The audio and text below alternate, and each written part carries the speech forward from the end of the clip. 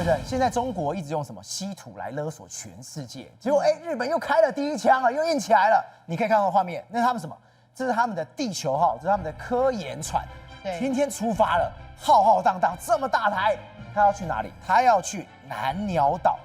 如果探勘成功，那边一大堆的稀土，他真的要跟中国断开连结了。是啊，日本10年磨一剑。我们都知道，在2015年的时候，他们曾经因为中日因为渔船冲撞的一个相关的问题啊，结果搞到那时候啊，中国就说我都禁止出口稀土到你日本1年。就那一次，日本其实是饱受打击啊，因为那个稀土涨了快10倍，搞得日本迷迷茫茫。从那一次开始，日本就说，我未来一定要有因应之道。其中一个因应之道是什么？就是你刚刚看到的，就是要从海底里面开始自己采那个海底里面的稀土，而且这个被高市早苗视为是摆脱对中国供应链依赖的第一步。他们今年他们誓言今年他们这个整个稀土对于中国的供应链要低于50%。所以呢，我就跟你讲，这个日本在这个时间点硬起来，然后讲台湾有事就是日本有事这件事情，事实上他们为了这一步已经足足布局了10年了。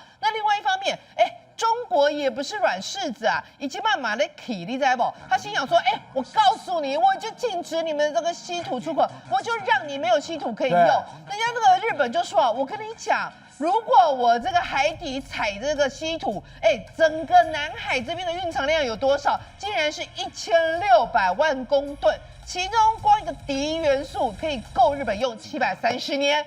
所以呢，这就是日本就会觉得说，我与其在一天到晚在被你勒索，我还不如自立自强哦。所以往海底探勘，这就是日本踏出的第一步。那在中国这个部分呢，中国除了跟你讲说，他很狠哦。1月6号的时候，中国干嘛？中国他宣布，我对于日本所有的军民两用的产品多达800多项全面禁止出口。哇，这件事情其实军民两用产品就包括什么？就包括稀土嘛。第二件事情，中国另外一根棍子就打下来了。他干嘛？他跑到东海，也就是日本的家门口，干嘛呢？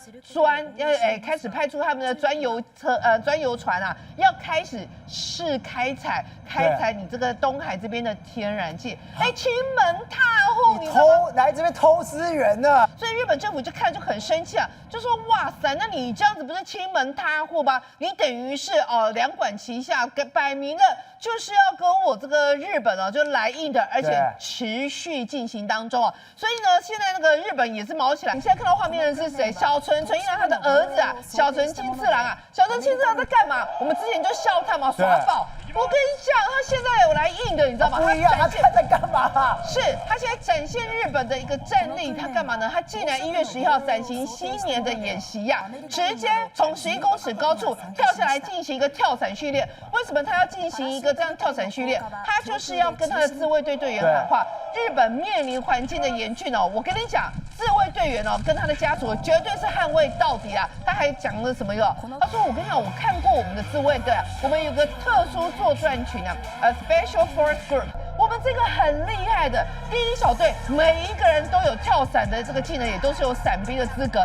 第2小队干嘛呢？就是全部都有这个相关2栖作战的一个能力那为什么讲这句话？他就告诉你，我们日本这个特殊作战队是绝对有办法进行相关的，不管你刚刚提到像人家 Delta 美国 Delta 部队一样，我们日本也是毫不逊色。对，然后。更厉害的是，你知道，人家就问说，请问，就是有的网友就那边问，就说如果假设真的有哥吉拉的话，哥吉拉都来了，对，你的反应是不是这样？我刚觉得你凶好的，那我哥吉拉个恐龙的，还哥吉拉，人家这个小纯金次很厉害。他不仅没有笑出来，他还非常认真、非常严肃的回答问题。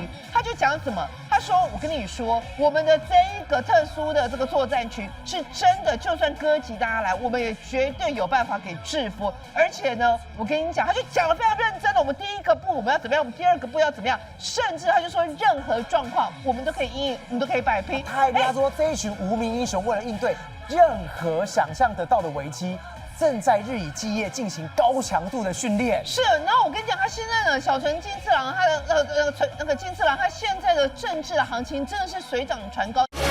宏观取材，厘清真相，犀利精准，深入剖析，时刻掌握关键新闻时事，不漏接。